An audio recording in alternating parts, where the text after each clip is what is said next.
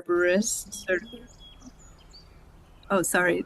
This is being recorded. I forgot to mention. This talk is being recorded. Um, so I hope that's okay with everybody. And I'm Elizabeth Ubiergo. I'm just doing a short introduction for Brian, and then we'll get started with Brian's talk, Dead Trees Support Wildlife. Again, I'm Elizabeth Ubiergo. I'm on the board of Tree Keepers of Washington County. Tree Keepers advocates for existing trees of Washington County. And we also organize ivy pulls and tree walks and talks like this. So please visit our website, Tree Keepers of Washington County, or treekeeperswc.org, and look at events like this. So Brian gave a great talk a month ago. Maybe some of you came about called "The Decade of the Oaks." Pardon. And I learned so much during his talk that I'm now having a fruitful conversation with a neighbor of mine who was thinking he was going to cut down this giant pin oak. But after Brian's talk, and Brian talked about how it's normal for big trees to lose limbs, especially during the summer. That doesn't mean they're dying. But so I was really grateful to Brian's last talk. So I'm looking forward to hear about how dead trees support wildlife as well. Brian has wonderful things, videos on YouTube. If you want to see, he was on Oregon Field Guide, Finding Oregon's Tallest Trees, Gets Help from Technology, and another cool video called Treeverse that I love, Tree instead of Traverse, Treeverse, and a film, Ascending the Giants. So looking forward to his talk, but I just want to set up some etiquette. So we're going to mute you during Brian's talk, but Brian wants this to be an interactive, cute questions, answers during his talk. So if an answer comes up for you, just put it in the chat. And about every 10, 15 minutes, Brian will check in with the chats and answer your questions. But he's trying to cover a lot of information in a little bit of time. So let's not overwhelm him with too many questions, but just if something's coming up for you and you really want an answer, he's happy to answer that. Thank you for being here. Welcome, Brian. Oh, thank you, Elizabeth. Shall I just go ahead and get started then? Be great, I think. Okay, awesome. Thank you. Um, Last month, I introduced myself as an arborist to the group. There might be some folks here that weren't in that presentation, but again, my name's Brian French. I'm an arborist here in the Portland area. I've been an arborist for about 25 years. A lot of my work focuses on mature trees and wildlife habitat. I train other arborists about both of those subjects, and I work in our greater community to offer services to answer questions and to provide, guidance, but also the hands-on, work as a arborist does on how to care for trees under those lenses. With that being said, I'm gonna go to the next slide real quick. Not sure how to make these slides move. You click on it. Oh, there we go.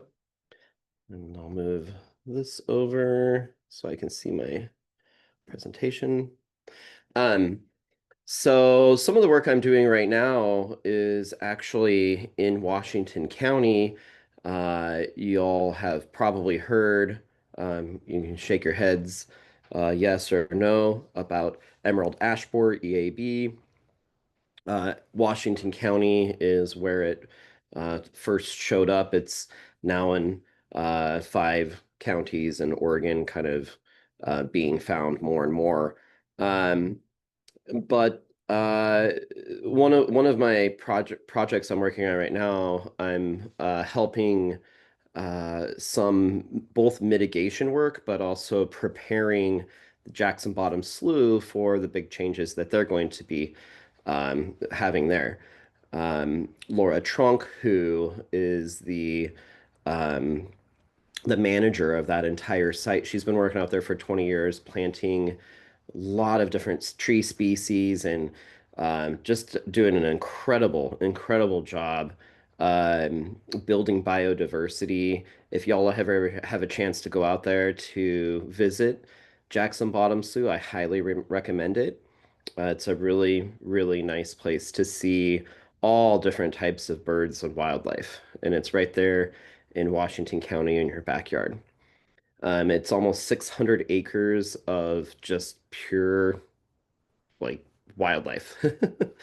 And she has planted tens of thousands of trees and different species, which is great because when the the canopy cover, the older trees that were there is over 90% um, Oregon white ash, um, which is uh, Fraxinus latifolia. So they're going to have a very high mortality of their big shade trees that are hundreds of years old. So we're going in preemptively. We're removing um, um, a pretty good percentage of these trees ahead of time. She's choosing a lot of trees that she's going to be treating. Um, and then there's a very large percentage that is going to just die with EAB, as we expect it to. And then there's this other percentage where we're coming in and we are removing trees, leaving all of the debris. We're leaving habitat snags. We're intentionally creating habitat snags to increase the structural benefits for cavity dwelling and cavity dependent species. So we're using this as an opportunity to both enhance biodiversity, but also structural diversity for other bird species. So with the light that she's creating through the work that she's hired us for, she's going in and replanting those areas with other species as well. So that's some of the work that I do, and that's how we apply some of what we're going to be talking about today in the real world. So this is a slide here. I always like to start kind of from a, you know, 3,000 or 30,000 foot, view, um, and kind of hone in from there. And I also often kind of start my presentations on a grimmer side because we do have a lot of um, issues, worldwide when we're talking about wildlife, at this time. And I think it's really important to shed some light at that on that. So one of these, Peter Kahn, kind of coined this environmental generational amnesia. And that's the idea that each generation perceives the environment into which it's born into, no matter how developed, urbanized, or polluted, as being normal. And so every every generation, no matter how degraded our environment is, we accept that as, oh, well, this is normal. And so I think it's important that we recognize that as we're moving forward. Has anybody driven down I-5 and or up I-5 from Portland and kind of peered out the window and just kind of wondered, I wonder what the valley looked like before this road was here I'm driving on. I wonder what it looked like 500 years ago. Those are the kind of questions we want to be asking as we're moving forward as a community and doing things like we're doing, even in the Jackson Bottom Slough, we're recognizing and trying to un I guess unravel those questions as we're also trying to make sense and predict how we make decisions for our future. I thought that this was interesting, so I wanted to highlight this, just that, oh, my notes aren't here. So I'll do my best without my notes. I'm not sure how to pull those up without you seeing those, I guess. Um, the uh just that this was I forgot I don't have my notes in front of me, but I pulled this from like the WHO or something. I don't remember what it was, but or not the W. I can come back to that later. But out of all of the um, events most likely for the end of humanity, um, ecological ecological collapse is actually the most likely, and that we may be trending on this already. And so I just thought that that was really interesting with like these kind of doomsday fears that, we're always hearing about, but that from the work that folks do and actually measuring that and trying to predict, um, likelihoods that that is actually the most likely. I'm gonna skip this. My I'm no longer allowed or moving forward. Okay. So I just gave a presentation in Texas, so you might see a couple slides from there, but most of it has to do with Oregon. So wildlife, this is what we're going to be talking about today. Wildlife is defined as wild animals collectively, the native fauna of a region. Generally, the term wildlife refers to non-domesticated animals. So we're not talking about, our pet cats and dogs and other domesticated animals. Urban wildlife is wildlife that can live or thrive in urban environments. Some urban wildlife are synanthropic, meaning that they are ecologically associated with humans. Some examples of that might be um, uh, Norway rats or a rock pigeon, actually, which is now our feral pigeon, was introduced to North America through Nova Scotia in 1506 and is now a worldwide, I guess we could call it a bird pest of many urban areas. Um, and that is specific to the changes that we've made by urbanizing areas around Earth from Australia to you choose a city anywhere on Earth, and we have brought feral pigeon to that place, which used to be a bird isolated in a very small region of Europe. But because of the changes that we make, we are introducing and changing wildlife around us all the time. And um, it's interesting and fascinating to me, but it's also something that we have to remember, what our impacts are. Different types of urban areas support different types of wildlife, and that's just kind of touching on what I was just talking about. Success to these species may have to do with adaptation, fecundity, habitat, longevity, succession, symbiosis, urbanization, evolutionary rates, and a lot of other factors. Habitat wildlife or wildlife habitat.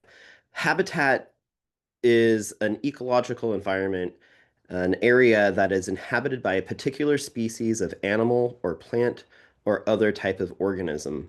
A habitat is made up of factors such as soil, moisture, range of temperature, availability to light, presence of food, shelter, and protection from predators.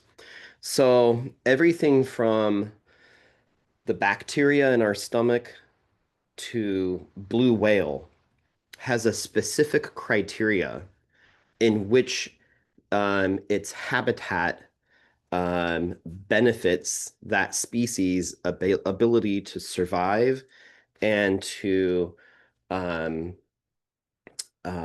reproduce. And so that's kind of what we're looking at when we're looking at the uh, the um, the conditions of habitat, whether it's a high valued habitat or a poor valued habitat, and how that affects the presence of that species. For example, we could call, I guess to simplify this, our homes a type of habitat. So, um, any of y'all's homes or my home, or we could go to China, or we could go to Switzerland, and all of our homes, the place that we live, are going to have similar features and similar conditions. I like the temperature to be between 68 and 72 degrees. Every other human on Earth has a preference right around that range. Um, so we have a, temperature, we have light, we have windows. There are windows behind me that allow a certain amount of light into my home. We have a roof over our head. We have modified and created structures that we can reproduce all over Earth to meet our habitat needs. I'm just driving the point that every species that when we're talking about some of the species we're going to be talking about later in this presentation, I'm just trying to kind of give that perspective as we start talking about habitat snags and trees and how that um, provides specific habitats for different species.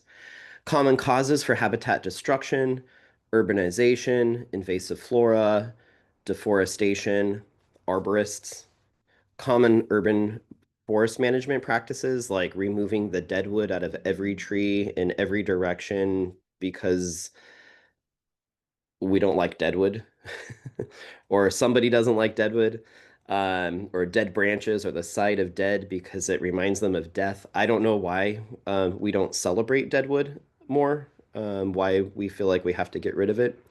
I don't know where that came from or who started that or how long ago that practice started. But somewhere along the way, I think we lost the interpretation somewhere, and now it's just a practice that we do that as a community, but with um, little conversation about why or the impacts and why we do that. This is a habitat.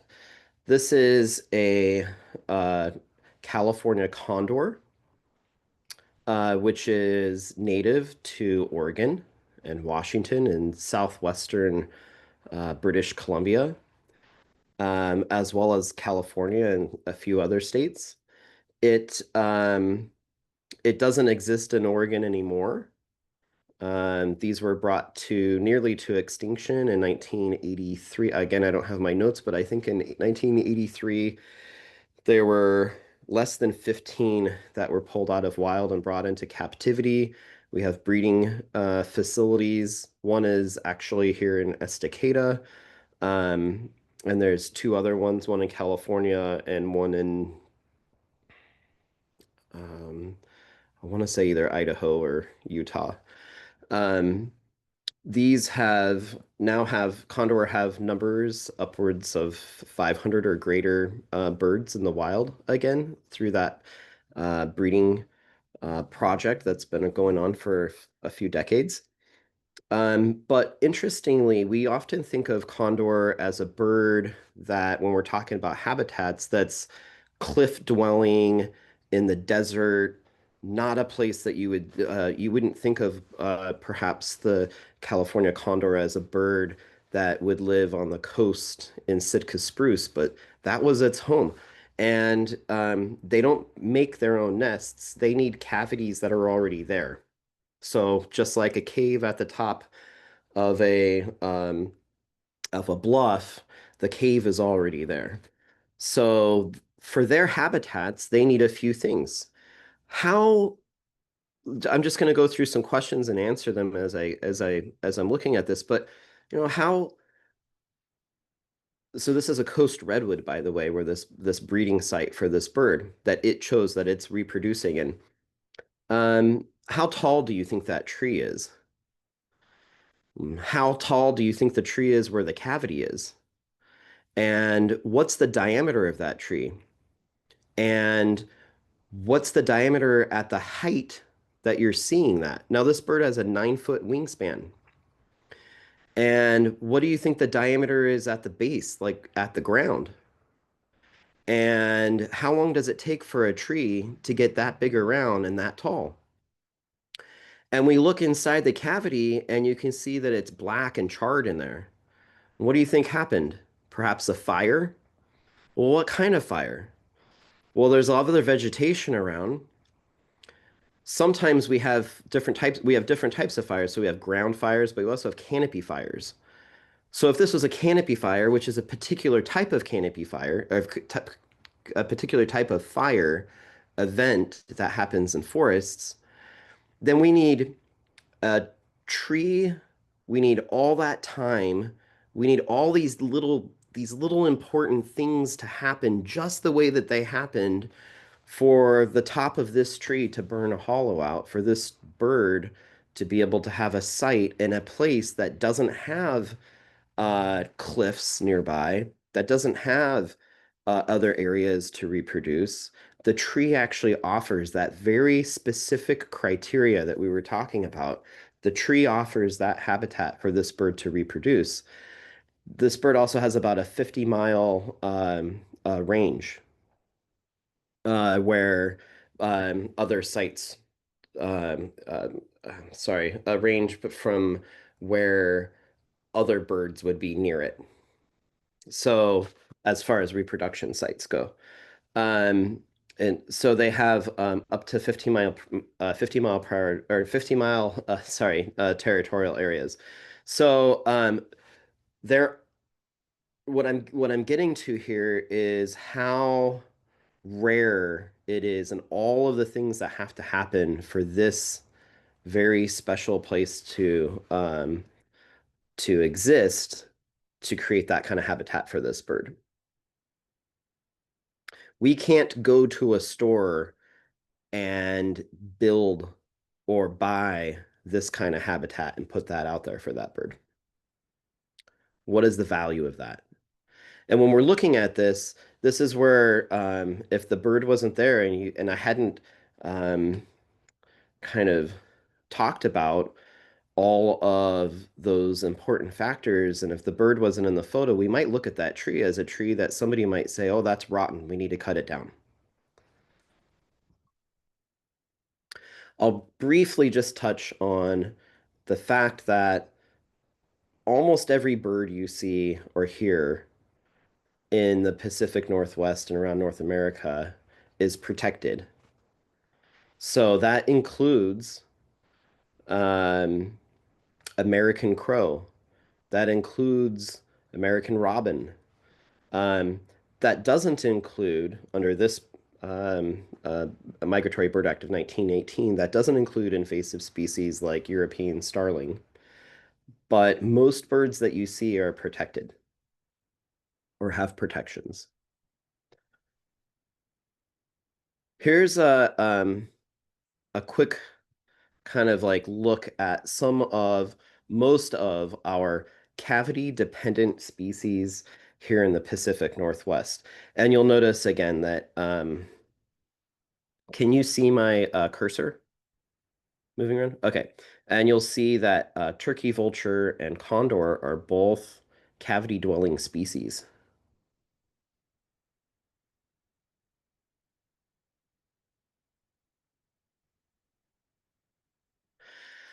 So when we're talking about loss of habitat, we're looking at and looking at, and I'll just go ahead and mention that habitat loss is the driving force between ecological,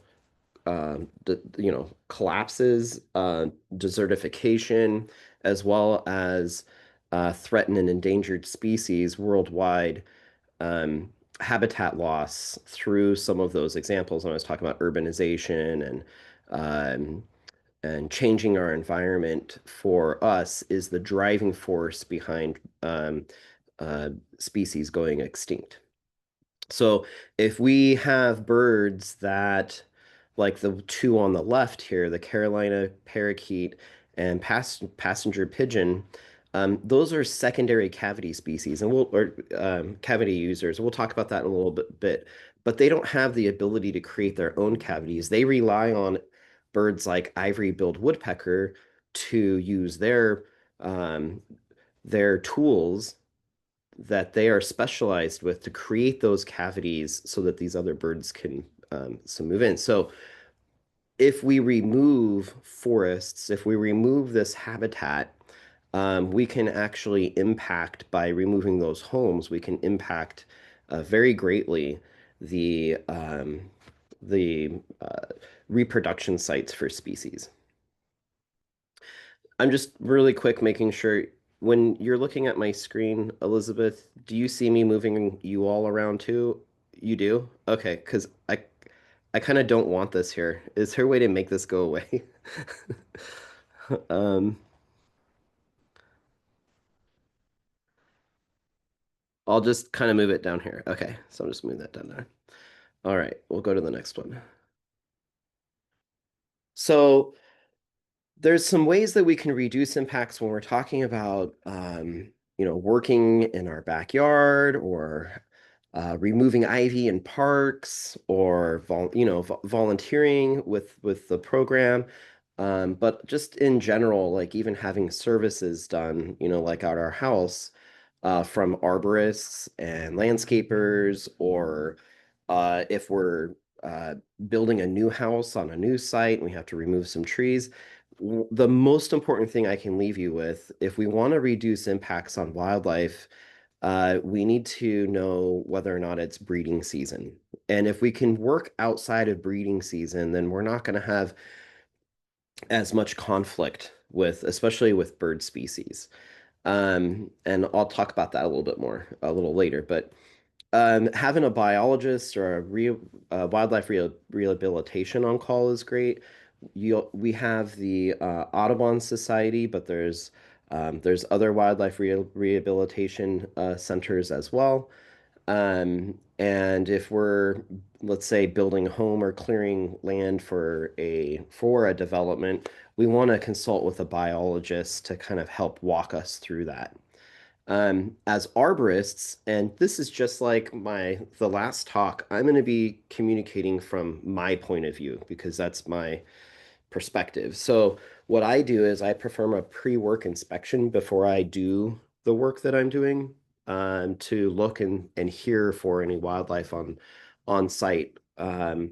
Especially if it's during breeding season, because birds can't pick their young up like squirrels can and move to an auxiliary nest. They have eggs and they don't have the ability to fly their eggs to a different nest. So I work in trees as an arborist, and birds live in trees. So, so that is something that us as arborists, but also as homeowners, that we want to be cognizant about, as well as through the workday, and making sure that if we do have birds nesting, we may need to reschedule that work for another time. We don't move, touch, or work near nests. And then I always recommend getting training. So Audubon Society is always looking for help in their care center for volunteers, and that's a really great place to get wildlife training if you're interested. So again, reducing impacts. This is kind of what our breeding season looks like here. Starts up in early February. I mean, you can see that we do have some species active at all times of year, but we look at the May through July as a very, or March through July is where we really have a lot of birds breeding, May, June being the highest. So we are definitely always looking out as arborists, and I train arborists to do this, to how to go about doing our work, and when we're um, working especially during breeding season.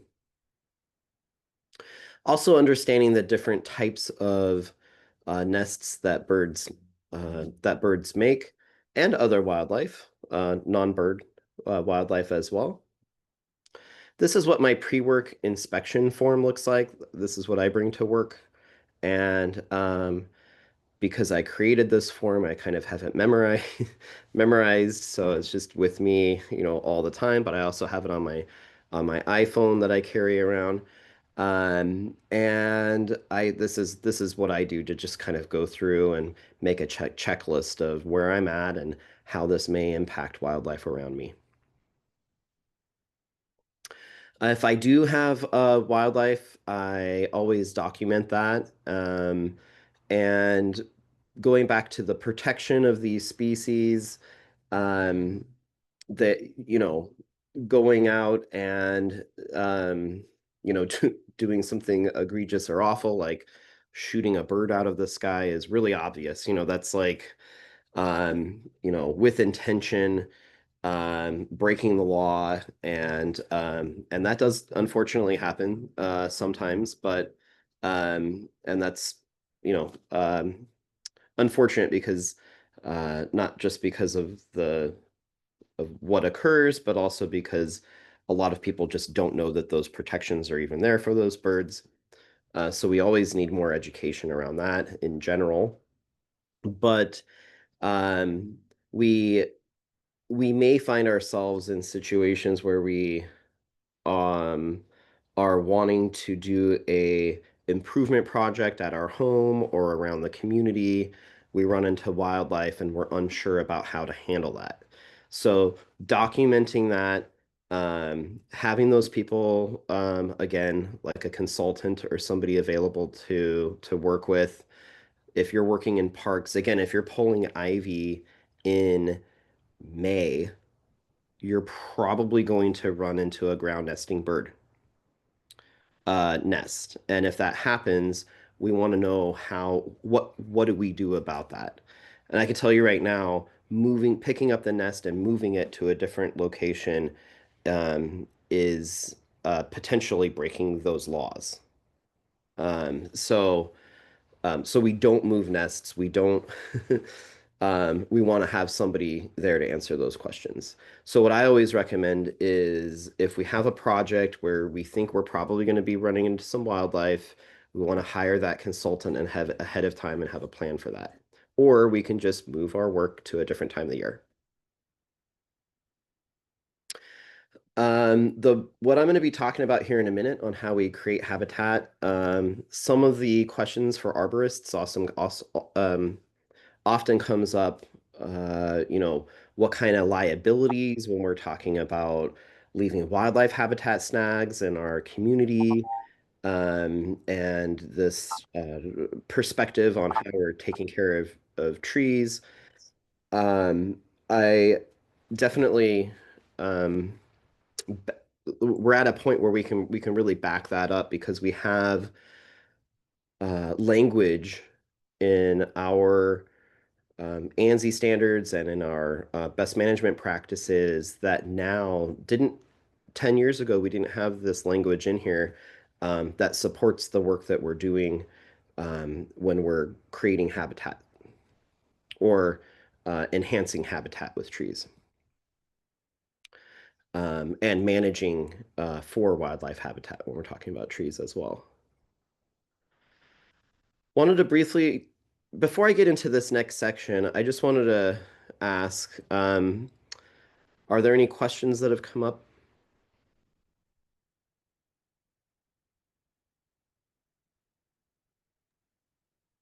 Yeah, there's one about wondering if all certified arborists check for bird nests before cutting down a tree. I can absolutely say that, and I'm 100% positive when I say that. No, not all arborists are familiar with what we're talking about. So that goes back to the community to work with and ask questions when we're hiring arborists about their understanding with wildlife habitat, and and then educating ourselves about what are those best practices, and then um, having that expectation with the arborists that we work with. Were there any other questions? Well, I had a question, but it looks like you're going to address it right now about, I thought in the little pruning instructions I've had, I thought the first thing was to take out all dead branches, but it looks like that is not the case. So tell us more. That's right. So In For a long time in our so ANSI A300 pruning, or ANSI A300 in general is kind of our this is ANSI is what we base this is where our standards come from on how we go about pruning or caring for trees in our urban environment. And um, we had a we have two things that had changed in the 2017 revision. The first is crown cleaning. Crown cleaning was the term that we used to use for removing dead branches out of the tree. And it was kind of a rubber stamped, term, and it was just something that we did. Um, and the problem there is that it was defined as removal of non-beneficial dead, diseased, and or broken branches. So it kind of lumped all those three together, and it also identified dead as non-beneficial. Um, and we're just getting into it still, but we just talked about how, you know, dead branches and dead wood can be beneficial to those specific criteria, those specific habitats.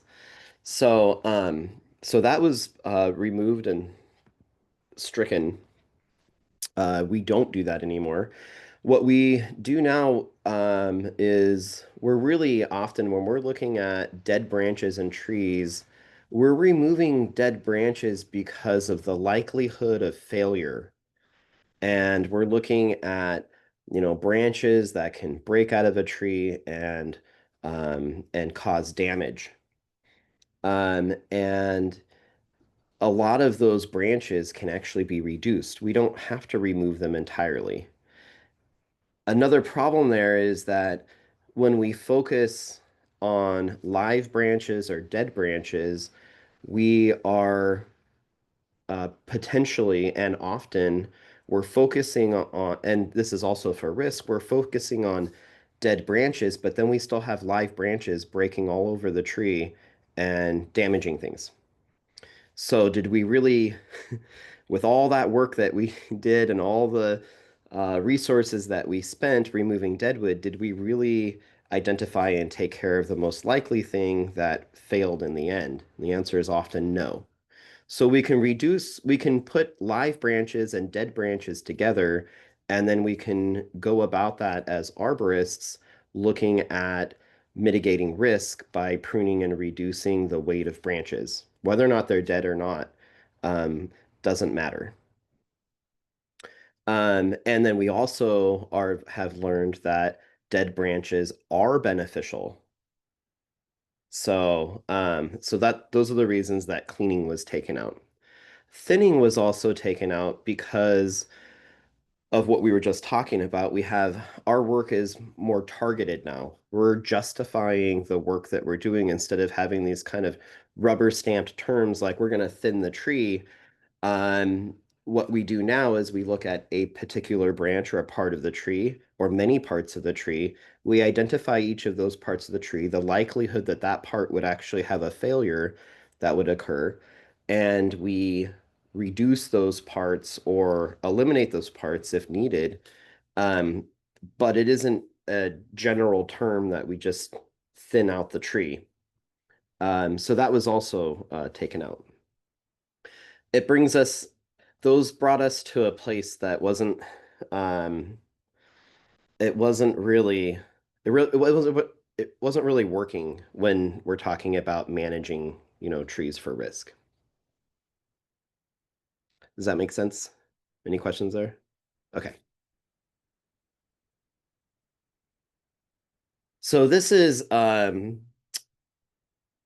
maybe not the best photo for this, but it's just, conceptually, what we're looking at is applying ANSI A300 pruning um, standards and managing dead branches. So if we look at this photo here, we have a little driveway and we have some trees.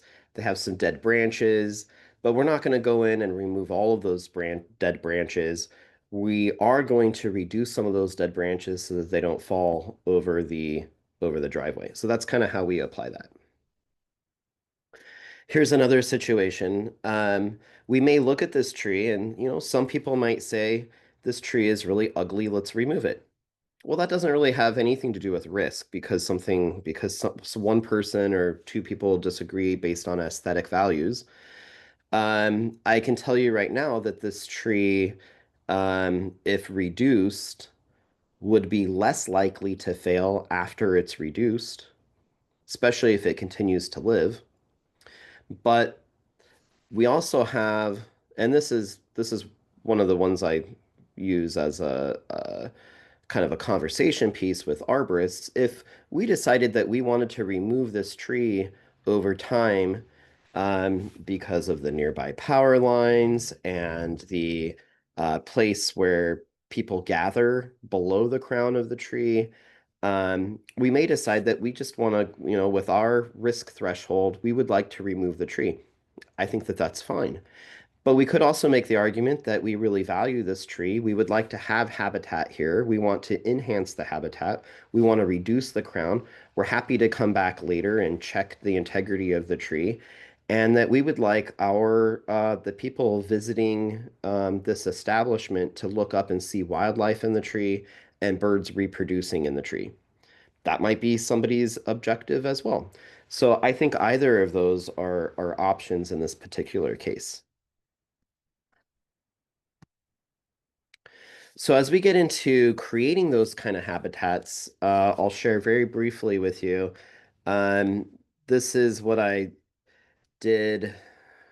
This was over 10 years ago, I guess. I went to a lot of publications and resources and papers and articles and found a lot of research behind all of these different habitat specific criterias for each species of our um, cavity-dependent birds in the Pacific Northwest because I wanted to go out and start creating these different types of habitats, but I needed to know what all these specific criterias were. So I put together this habitat matrix that went into the double alphabet for each species and and then later found that all of that information was available um, with technology. Not only not I think it was only like 5 or 6 years later, all of this was available online. So then that made that a lot easier. So if you're interested in looking for different cavity sizes and bird needs for specific criterias, Nestwatch is a great place to go for that. And then as well as all about birdhouses. Um, and so bird boxes and bird houses really came from researchers, you know, and people looking at birds and dissecting cavities in trees and opening those up, hundreds of years ago to look at the to better understand, um, where these birds make the nest and better understand birds in general. But um, bird boxes as well has been around for a very long time, but that really came from learning about those specific criterias and then building those as boxes artificially and putting those up in trees. And now what we're doing is we're taking these same measurements with our chainsaws and we're creating these cavities and trees that have to be removed and leaving habitat snags for these species to reproduce in our urban areas.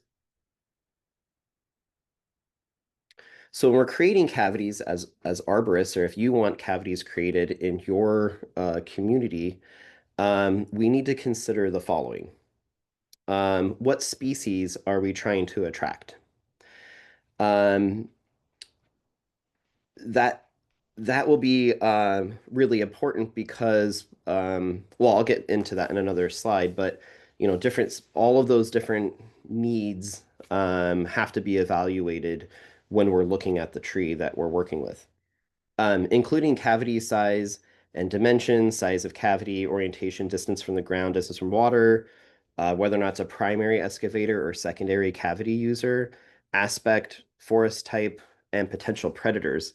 So the hole for egress for a chickadee, house wren, or nuthatch is going to be roughly around 1.25 inches or a little less than 1.25 inches. Anything larger is going to potentially, we're going to have potential predator issues. Um, or they may not use it because it's just not the right size hole for them to safely move in and out of and feel comfortable. And um, so each species has different size holes for egress and ingress. They have different heights for other needs, including protection and distance from food or water. Uh, so secondary cavity users are, both bird, but also mammal or perhaps bat. Or bat is a mammal, but and other species, even salamander, reproduce in cavities. Um, so squirrel, barred owl, kestrel, wren, and wood duck are great examples of that. Creating cavities, this is what it looks like when we're using our chainsaws to create these cavities. We are um, the, this is a tree that we were removing. This was actually a black walnut, but I think I'll get into the here we go. So what I did with these illustrations is I put what is supposed to be a chainsaw bar um, in each of these illustrations. We'll start from the left and go to the right, where we are inserting the chainsaw into the tree. We're boring through the tree. We're cutting the faceplate off. And then in this particular, so on this one, the photograph in the middle, I narrowed down that gap and then created the hole for ingress. However, on this one, we're looking for old cavity holes. And that's because um, Oriental pied hornbill, when I was doing this work in Sarawak, in Malaysia, and teaching their forestry department how to do this with chainsaws. Um, they don't have a primary excavator. They don't have a woodpecker that creates these there. So those birds rely on natural, cavities just from branches decaying and fungi to create these cavities. So they're much rarer. So going in and enhancing these trees for that species, which is an endangered species, uh, creating these habitats for them and making these available increases their potential to reproduce more. While um, there is, you know, like everywhere else, there's still urbanization and loss of habitat occurring at the same time. Which is kind of an interesting. I wanted to talk about this bird. Um, so this is a in Malaysia. Um, this bird is kind of like our bald eagle. So, like on our dollar bill, the hornbill is on theirs. Um, these are the where I was working was actually a nesting site for a couple of birds, and the female bird had been shot by a young man um, that was as reported. There wasn't really any reason for it. It was just somebody went out and shot a bird. But that was a really big deal. It was in their headlines because um, that was a mating pair, and they mate for life. So um,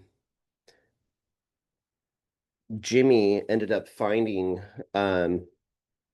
another. bird for mating with. Um, and this is really an interesting um, bird because we can see here the hole for ingress is actually at the bottom. So most of our like woodpeckers and other birds, the hole is at the top of the cavity. This bird, actually, the hole for ingress is at the bottom of the cavity. And the female goes into the cavity, seals herself off.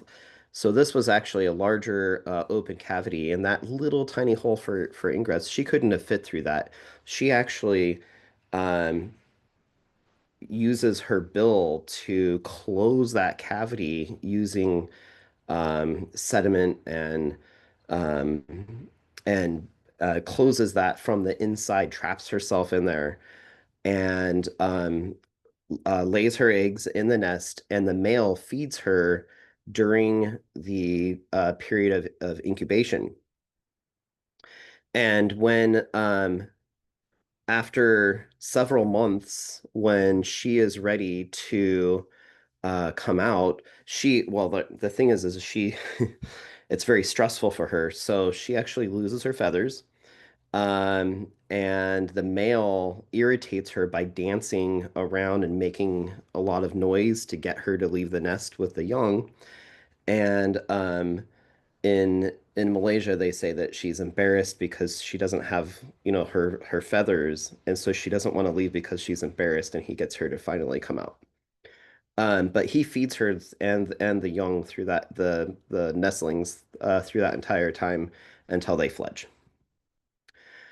So this is one of those cavities that we were working on in Casuarina there in Sarawak, where I was teaching them how to do this with chainsaws as an arborist, which is work again. I've made thousands of habitat snags in the Portland, greater area, all over Washington County as well, and continue to for our birds with our trees. But this is an example of that. And then there's a short little video here just kind of showing how difficult removing some of those blocks are, those areas. Ano ba balong Jimmy? Jimmy's new home. Jimmy's new home. Jimmy's new home. Jimmy's new home, yeah. Yeah. What do you think? Very nice. Looking good. We need to buy IKEA furniture. And then I thought this was really great, but I was covered in sweat bees while I was doing that work, and they were really, it's a very docile bee that was really fun to work around. So that's what that kind of work looks like, both here, but other parts of the world as well. But, every bird and every tree and every situation has a different story. And so we're always reevaluating and coming together as groups to try to find answers and solutions on how to work with these different types of habitats, with, as arborists, but trying to meet those needs for wildlife.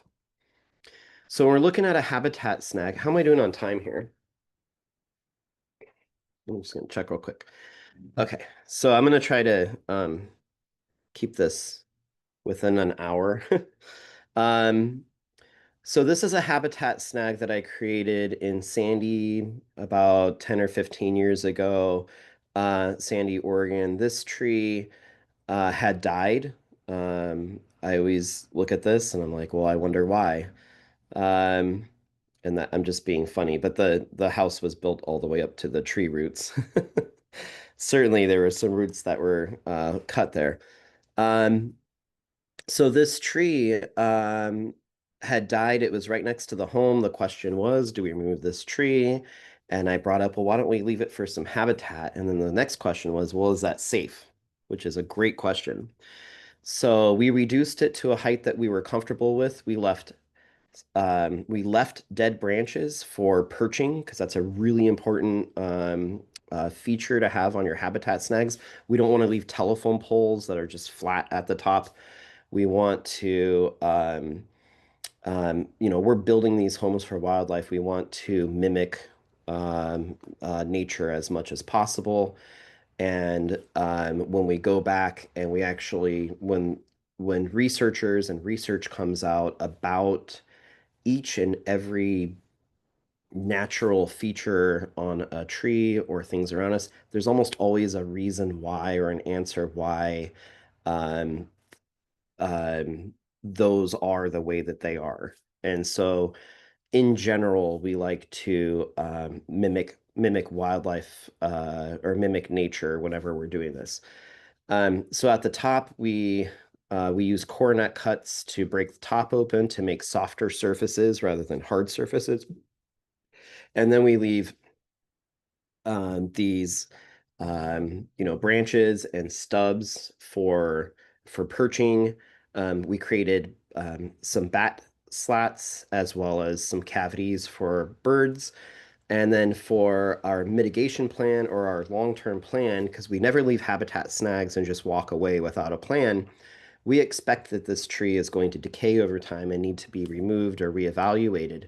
So where I'm standing when I took that photograph or created that photograph, I'm actually about 10 feet further than the height of the tree if the tree was to fall over in that direction.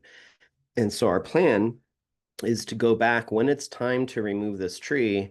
We're going to put a face cut at the base of the tree and we're going to fell it into that direction.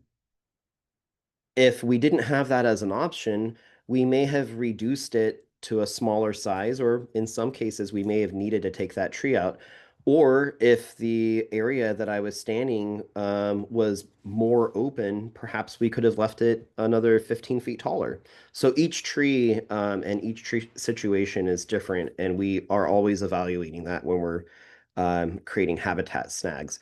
And I really wanted to mention that because if you're looking at doing any of this work, you want to hear that from your arborist and you want to have that kind of plan in place. Um, Different heights. So the tree cavity dwelling species and cavity height from ground specifications, different birds live at different heights. So in this illustration here on the right, we have, let's say, like a 40-foot habitat snag. Well, our pileated woodpecker, great horned owl, northern pygmy owl are going to be somewhere between 25 and 30 feet. So if we're wanting to create a great horned owl or pygmy, northern pygmy owl habitat site, and we can only create the habitat snag at 10 feet, we might choose a different species. So that's getting back to that specific criteria is sometimes, or we also want to be thinking about the height, the diameter of those trees as well. As far as the words and the language that we use. I like to use crown removal rather than topping. Topping is a great word. It's effective. We all know that we don't top trees. Nobody should be topping trees. Well, what we're doing here kind of looks like topping. So I don't like to confuse folks and say we're going to top your tree. What I call it in this scenario is crown removal. We're going to remove the crown of the tree to create a habitat snag. This is a habitat snag I made for my neighbors a few years back in Southeast Portland. This house was was developed while I was living there, and the trees subsequently, a couple years later, started to die. I wonder why.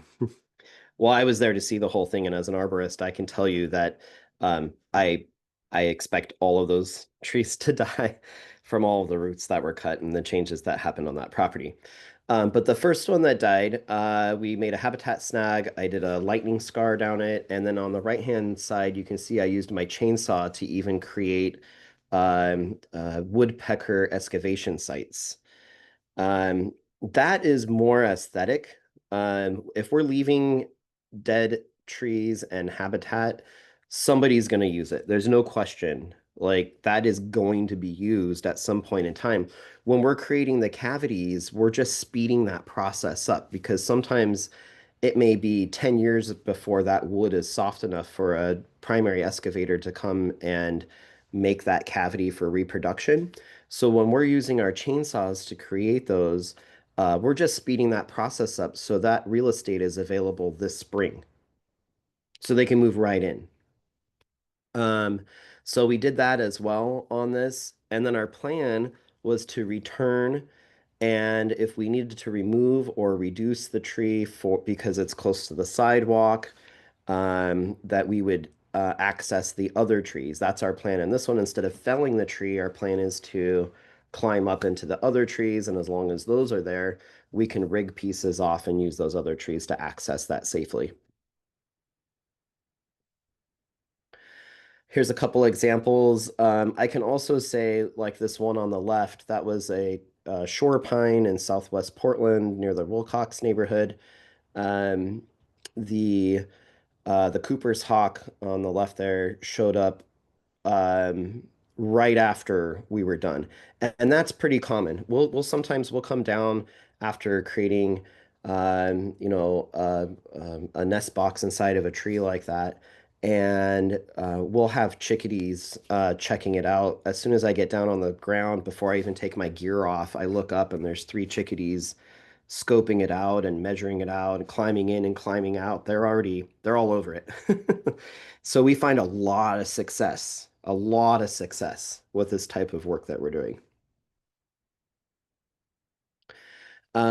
This is something that y'all should be aware of, but I'm not going to go into detail. But stages of decomposition is something that we expect, and um, different species we're going to have different expectations for how long different snags are going to stay around based on its species. At Doug Fir, we have habitat snags throughout the Pacific Northwest that arborists have created from generations before me that are over 50 years old and still standing in the front yard of folks' homes. Um, but we also have species like birch, European birch that, 3 or 4 years later had already reached a stage of decomposition that had to be removed. So different species and different situations. But once again, that's the arborist's job. We, as arborists and risk assessors with trees, our job is to answer your questions about, is my tree safe or not, right? And a tree after a tree dies is still a tree, right? So our job as arborists working with habitat snags is still to come out and return and look at things like stages of decomposition and to see if we need to reevaluate and come up with a different plan. Again, we want to always make that plan in the beginning. This is some of that work where I'm going back out and I'm looking at trees on habitat snags that I had worked on. This one was we hadn't left a cavity. A flicker was excavating and reproduced in the top hole there. So um, different yeah, so we go back out and we look at these over time just to make sure that they're safe with our clients. I have about 15 minutes left. Do you want me to keep going or do you want me to call it quits here? I'm happy with you keeping going, but everybody else, could people just decide if they need to go, they can go, and if they can stay, they can Okay. stay? Well, I'll keep going here. Thank you. So the life cycle of a tree is really important, I think, when we're looking at the value of these trees. And just understanding that we often remove trees somewhere between mature and over mature. And what we're talking about here is a standing dead tree to the fallen decomposition stage. Most of our trees in our urban area don't even make it to that stage. So I'm informing you about that so that you know that there is management plans that we could be putting more energy into to include trees and expect that trees would get to that stage before removing them. I might have shared a little bit of this with you last time, some of the illustrations. Did this one come up on the last presentation? I don't remember.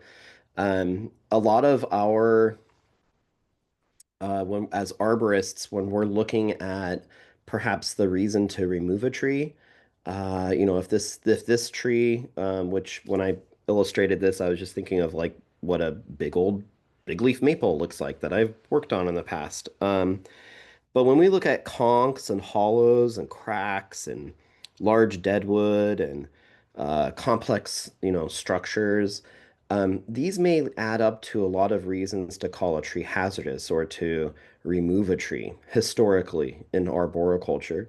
But these are also all reasons why we would leave a tree when we're talking about habitat. So again, every tree that when we're talking about leaving or removing a tree or part of a tree or whatever that conversation is, making sure to include the values of that habitat, but also, considering, the risks and the long-term management of that. All that should be played or put together. But the habitat value part was just completely void in our industry for a long time, and that's where a lot of my work has been focused on, is making sure that we're also having those conversations. And with that, this is an illustration that I did that I wanted to convey the this kind of timeline. These aren't true, this is not research supported as far as the units of habitat. This is just what in general, to convey that there is um, I guess that an infinite amount of young, 10-year-old trees can't do what one big old tree can do when we're talking about the value of habitat. So we can't cut down all big trees and plant thousands of young, small trees and expect that those trees are going to provide habitat where that one big tree was lost. So that's just another way of kind of shedding light on the importance of our big, mature, over mature, really big old trees, um, and why those should be preserved, and that we can't replace an old tree in our lifetime, or 3 or 4 of our lifetimes. We can't go to the store and buy that and put that back. It's gone when we take that down. So just understanding that value and then making our management decisions is what I'm trying to show there. And then to run over that, I guess just that the structural complexity, the abundance of cavities, size of cavities, height of habitat, source of food, diversity of plants, animal species, fungi, algae, bryophytes, root systems, deadwood and decaying substrate. These are just like a very few, very, very few, features that old trees provide for all the different species that rely on them for their success. And then fallen logs. Like we could use a whole lot more of this in our community, in our front yards, in our backyards. The backyard habitat program, if you're familiar with that, that's actually one of the boxes that you can check that you can be doing in your yard to enhance wildlife habitat for terrestrial species. But we need that material to come from somewhere. Where are we going to get a log like this? How long did it take for a log to, or for this tree to get that big, to develop that type of a structure? We need those resources, and that's what arborists are here for, I think, is that we are collecting these from sites all over town. Unfortunately, these get recycled at recycling centers like Grim Fuel or wherever, turned into mulch. So we're going into your backyard, we're cutting down your habitat, we're dragging your habitat out to the front yard, we're chipping your habitat up into the back of the truck. We drive to your habitat to the recycling center, which is then processed, and then we bring it back as mulch, which is no longer habitat. So is there something we can be doing in between there to be utilizing and and maybe thinking outside the box sometimes of how this habitat can be used and featured in our landscapes.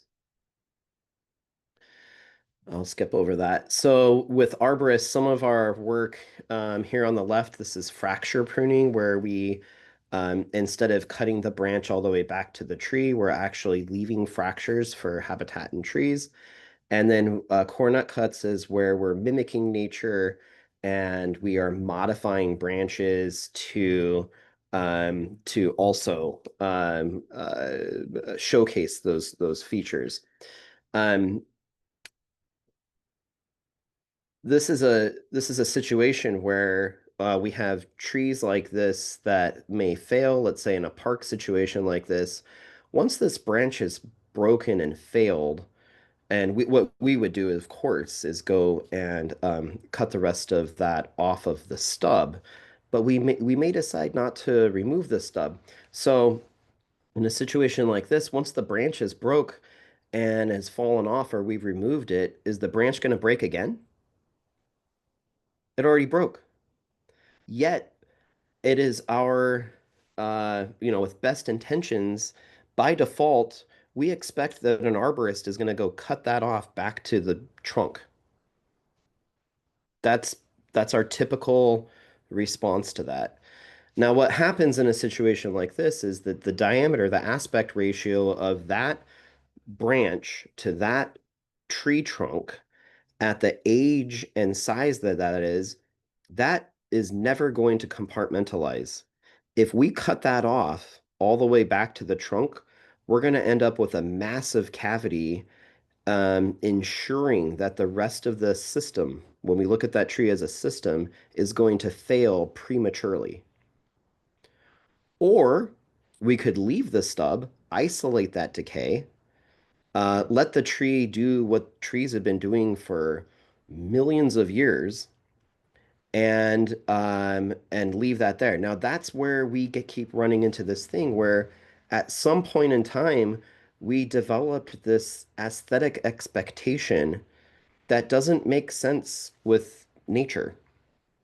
And there's many other presentations and I can go really deep into this, but we oftentimes are setting trees up for failure when we're going in and making all these big chainsaw cuts and saying things like clean cuts. Um, Trees should be messy as they mature. Nature should be messy. We've learned a lot about how we cleaning our forests and cleaning our creeks and cleaning our going around cleaning things so things are so tidy. We keep over and over and over again, we keep running into these situations where we're losing biodiversity, and we're ending up in unhealthy and unsafe situations. And so this is just another one that kind of falls into that. I'm kind of just touching around this. I hope this is okay. I'm not going to get into detail here, but um, so this is another type of habitat that dead trees offer, but this is only for a short period of time. This, which I have here, is Indiana bat Myotis sodalis, which is an endangered species due to white nose fungus or white nose syndrome from a fungus. But the what I really wanted to show here is that for a temporary period of time after a tree dies or part of a tree, a branch or a stem, the tree dries out and we end up with bark that delaminates from the tree. We don't have a lot of caves in Portland, but we do have little brown bat, which is another myotis, that actually, in my opinion, looks very similar to this type of bat. But these bats fly around and eat thousands a night of mosquitoes, midge, and small flies and gnats. They are eating and flying around using all of this energy every night, and they need places to roost. And this is where bats roost. They roost. Again, we don't have caves and cave bats in Portland, Oregon, what we have is we have trees that provide all these different types of habitats where our bats are roosting. So our bats here are tree bats, not cave bats. And so, but we have to have a branch or a tree or part of a tree that dies that's big enough that has that bark that separates to create these spaces. And then those are only temporary because eventually the bark falls off and then they have to look for new places to roost. This is how we use wood in some of our natural areas. We do stream restoration, and there's plenty of that going on in Washington County. And Washington County Clean Water Services is doing work like this, where we are restoring habitats and watersheds. And this is where some of our wood goes when we're working as arborists. I'd like to see a lot more of this, but there aren't a whole lot of programs for this, so it's something that I have to kind of even force a little bit or make those relationships with professionals doing this work myself because we don't really have a lot of programs available like this at this time. But they need wood and we're cutting trees down, so we would love to put more of them in our streams. This is a quick little video of what that looks like when as arborists, we're out working with the Forest Service.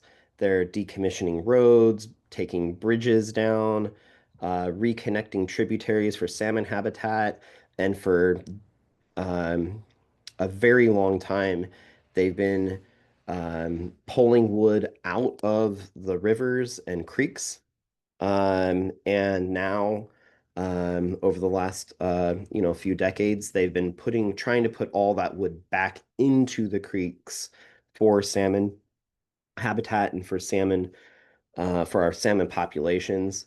And for a while, they were helicoptering. Well, they still helicopter salmon, but the main method was to helicopter tree parts into these rivers and creeks. This was really expensive. You know, some of these helicopters are $30,000 a day to operate.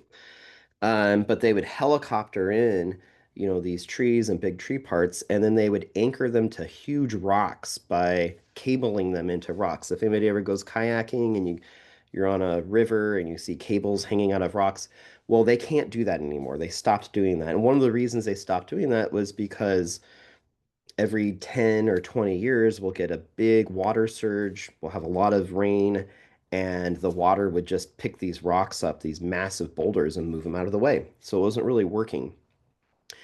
In the earlier times, this was where this work was. I was up off of Salmon River, which these areas back in the late 1800s, they created huge log dams and then they cut a lot of the trees down and built these massive dams and then they would blow the dam up with dynamite and they would send all of the logs down to the Columbia River and that would scour these creeks and these rivers and destroy all the habitat, right? And so for a long time, they've been trying to bring that back, um, but it's been difficult. So what we've been doing now is they hire arborists like us to go up and rig these trees up, and we actually pull big trees down into the river that the river can't move. And basically, what we've done is we started with cleaning our rivers up. And then we learned that cleaning our rivers up is really bad idea because we're losing all of our salmon populations. So then we decided, oh, well, we need to put some back. So we started putting those back, but eventually we got to that same place where our method now is just to go back and mimic nature. What they did in the beginning was all of these trees were in place. They'd been in the rivers for hundreds or thousands of years. They were all there. And they moved all of those out, cut the forest down, tried bringing them back. But it wasn't until they realized we just need to mimic nature again is when it started to work. And that's what we're doing here. We're pulling these big trees down we're very selective. The Forest Service is very selective about which trees, and understand that we don't want to be pulling trees down, but we have to fix these systems, and so these trees are basically sacrificed to make that happen. Um, so this is a 200-foot Douglas fir tree near the water, and we're pulling these trees in with fish biologists and engineers out there measuring everything down to the inch of what we need to reconnect tributaries and slow the water down for salmon spawning, salmon fry.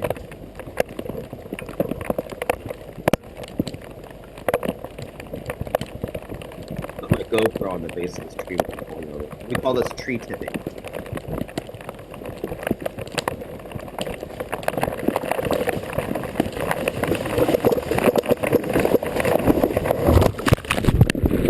You can see the water there at the end. So what we're doing is we're leaving the roots intact on these trees. We're not going out with chainsaws. Nobody's cutting anything. We are literally mimicking nature as well as we can to provide and to reconnect those natural areas for that species. And when we walk away from that as well, just like those birds, after the project is done, we turn around and all the fish are there. It's all happening. It's like it's immediate. As soon as we're done with the work, it's the best feeling in the world to like turn around and see immediate success and that nature's just responding right away. Like, thank you. This is what we need.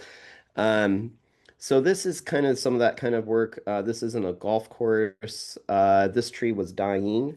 Um, as you can see on the left, the crown was really thin.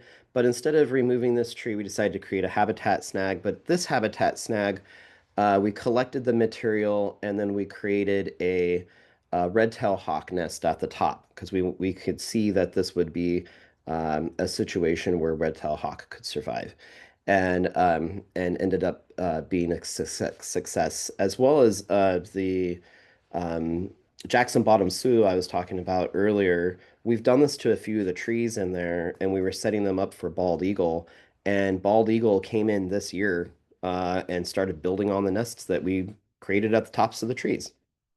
There's a lot of criteria and there's a lot of stuff that we work out with our plans and how we put that prescriptive path on, where we are, where's the line of sight for food, and is it an edge tree or not, so there's things that we're thinking about for that. But it's again, we created those habitat snags at Jackson Bottom Slough for bald eagle last winter, and this spring they started coming in a pair. This is some of the work I do as well. This is kind of a show and tell now. This is actually a bald eagle that um, a fledgling left the nest a few years ago, and Bob Salinger called me and asked me to bring the fledgling back up to its nest. But it was too difficult to access that nest at 180 feet at the top of a dead snag.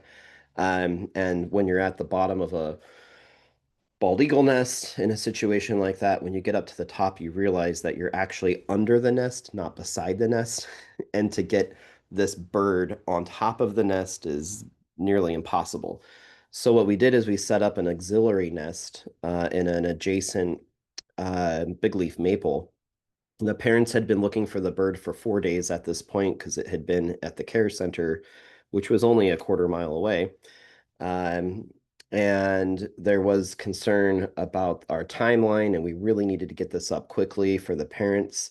And so we made it kind of an emergency situation. So I ended up pulling up plywood and some material, made an auxiliary nest for this bird. The bird was in the blue bag there. Bob asked me not to photograph the bird in this particular case, and he knew that I'd be sharing this because I like to talk to people about what kind of work we do. But they needed an arborist to do this work. They couldn't climb up into this tree. So Bob sent up some rodents and some birds that I scattered out on this auxiliary nest. I released the soon to be fledgling, or I guess we could say it fledged. It was just premature. But released it in there. The parents found it within 24 hours, were calling out for it. They continued to feed it in the auxiliary nest, and then again, success. So this is just kind of like a big part of our work as climbers is that we have a special skill. We're often pioneering trees. Nobody's been in most of the trees we climb, so we're always, in some sense, exploring places. And we're able to, I guess kind of gift our skill set, back to wildlife. Um, and that's, uh, I don't know. I don't know what you call that, but it feels great. So when I'm creating habitats, I always sign my work. I have signs I make, and I put these on trees for people to understand what's going on when they see this big ominous, you know, uh, scary looking habitat snag. And as soon as people see a sign like this that's explaining what's happening and that there is habitat in progress, um, you can just see people's, blood pressure lower, and they're like, oh, there's actually a purpose for this. They didn't fire their arborist halfway through the job, and it didn't actually get struck by lightning. There's been some thought behind this. These are some things I always leave with arborists when I'm training them, but I think we can skip that, and that's the end of my presentation. Wow, so good. So much information. So there are some, do you see the questions in the chat? Do you have time to answer a few, or do you need to? I can pull those up. Chat. Yes. Should I go back or? Yeah, or just grab Right up whichever here. questions you think are best, and, or you can respond to in a timely manner. Oh, this is a really great question. When you tell clients to leave a habitat snag, is it cheaper than cutting the tree down? Seems like cheaper price would entice more people to choose that option. The answer is yes. It is oftentimes less expensive. In fact, I don't really look at it, for me personally, I don't really look at it as a money thing. I don't really think about money that way, but I know that it means a lot to a lot of people. So I think what I'm looking at is the product that we're leaving for the client. And so when we have, let's say, 3 estimates coming in for removing a tree in a backyard, and by default, we're just doing what we always did. We cut the tree down, we take all the habitat away, we grind the stump, we leave no trace that the tree was ever there. It's like erased forever. And then we might plant a new tree. And so we'll get a couple of estimates like that, let's say, that are between $3,000 and $6,000 to remove this tree. And then I come in and I offer an estimate because what we're looking at when we're removing trees again is we're looking at the risk and what our risk threshold is and how we're mitigating that risk. And so when we remove the larger portion of the tree and we leave the habitat, the most expensive part of the tree almost always is that big heavy wood at the base. It takes a lot of labor, equipment, and requires oftentimes like specialized rigging, and it also just takes more time to remove that part than the branches. So by leaving that entire lower section of the tree, we could be the estimate may come in, a third or maybe even half the cost of the other estimates. And it's not because and I guess that's where I was getting back to the money thing. It's like it's not because I want to make a cheaper price to get the work. It just naturally comes in that Mm. way. And then what we're also doing is we're leaving a product. So, if the tree is in the backyard and it's the kitchen window faces and the bedroom window faces the tree, and when grandchildren come over in the spring, they can see mother flicker or mother woodpecker, bringing insects to the nestlings. They're all poking their heads out and gathering the food. That's such a, I mean, you can't you can't make that up. You can't make that thing happen. You know, but what we can do is, create that product for those birds to come in, and because I know that they, it's like almost always successful, that's really the reason that we choose to do that, and then the price just kind of falls in place. But yes, it's often much cheaper to do that. Mm. Let's see here.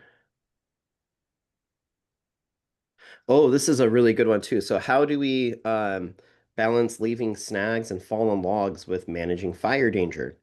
Well, one of the things I think that we need to keep in perspective is where we live.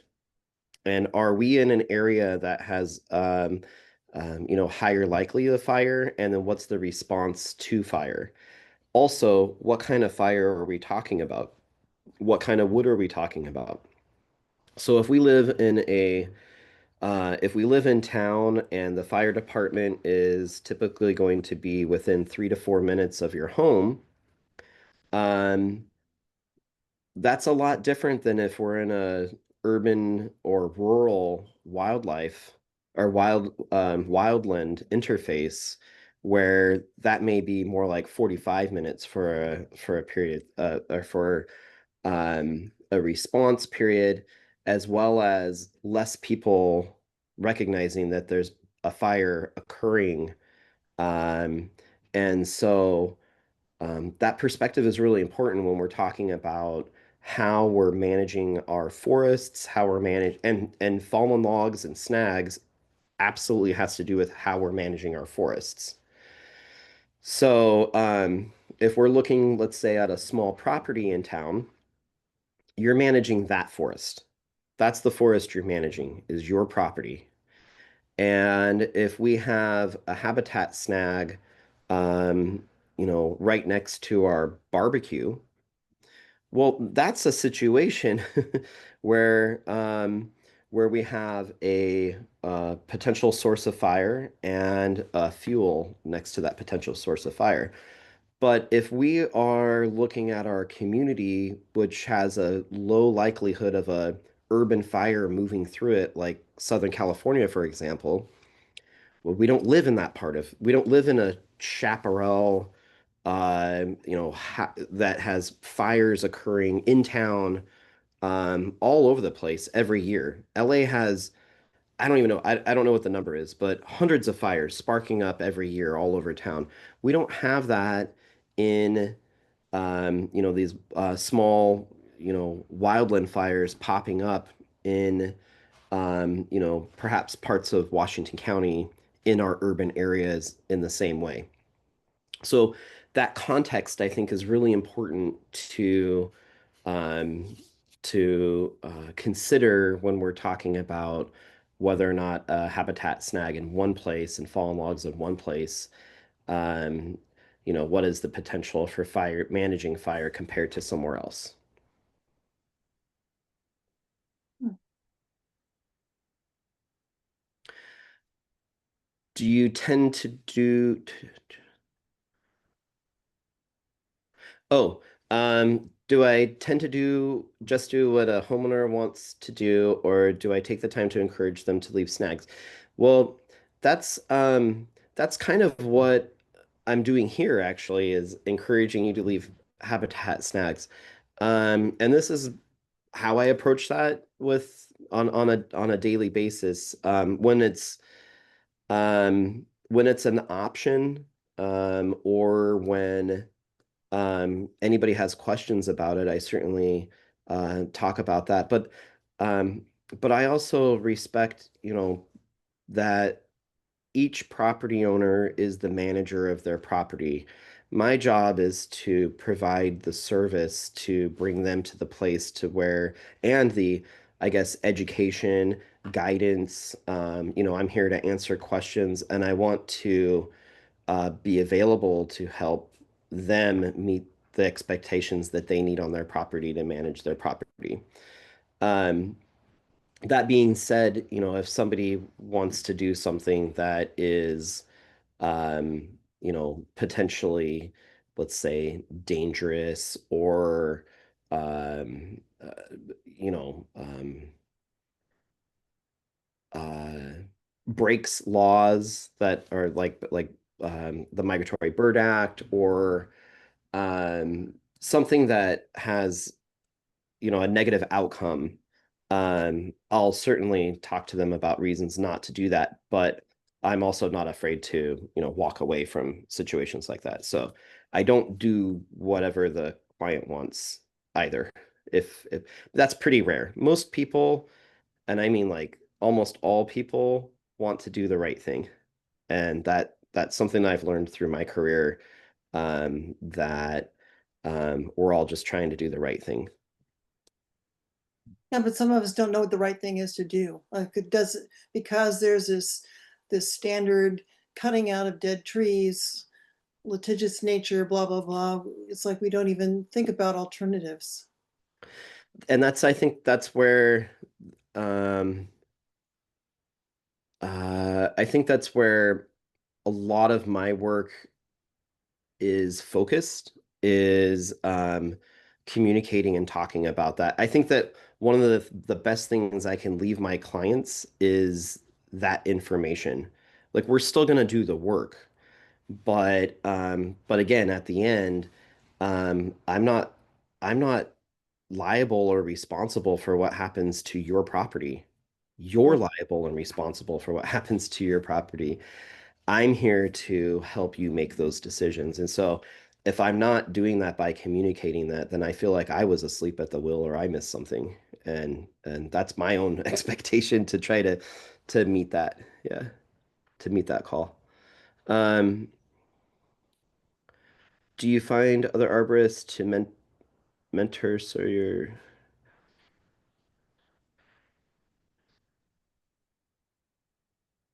oh, um I work with other arborists, and then yes, I encourage other arborists to do this sort of work too. But I mean, other arborists are doing this sort of work, and it is really wonderful to see that.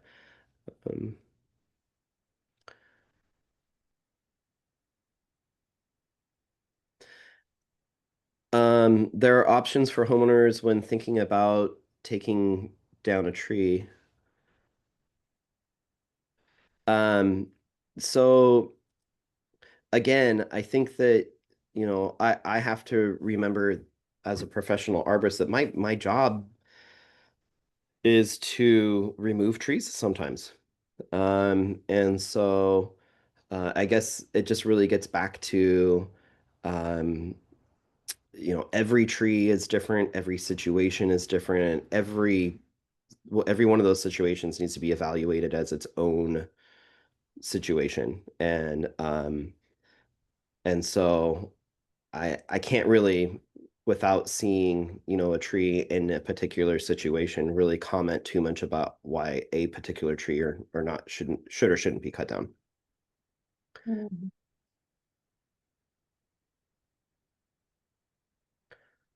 Okay, thank you, Brian, so You're much. welcome. Always learn an enormous amount from you, and I really appreciate your expertise and your willing to share your time with us. Yeah, thank you so Yeah, much. thank you. Thanks for the opportunity. Wonderful. Do you think you could show me that slide, environmental generational amnesia, at the very beginning one more time? Absolutely. That was fascinating.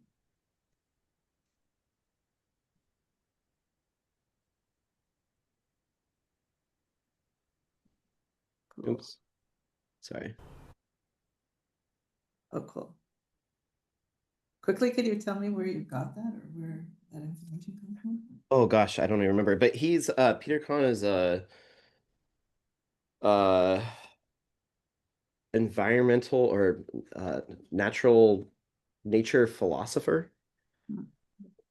So so yeah, that was a term that he coined that really um I really connected with that because I recognize that in myself that I was had this sense of amnesia and I perhaps woke up to that in my late teens, early 20s and um as I think many of us do probably around the same time where we start learning more about life and was just so disappointed. And I think through that disappointment, I think that process was perhaps breaking out of that amnesia and realizing what what the world is around us. Sorry, I hate for that to be so grim, but I feel like that's something that um, most, if not all of us, experience at some point in life.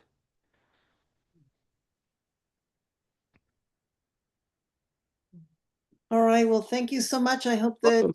that your words reach people who can make a difference in their own yards, and that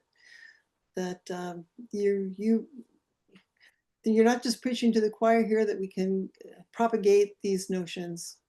Yeah. Awesome. Well, let me know if there's anything else I can help with. Oh, thank you Yeah, so much. thank you so much. You're welcome. Very informative. Have All a right, good I'm gonna day. stop sharing. Yep, thank you. Okay, thanks. Bye. Bye. Bye-bye.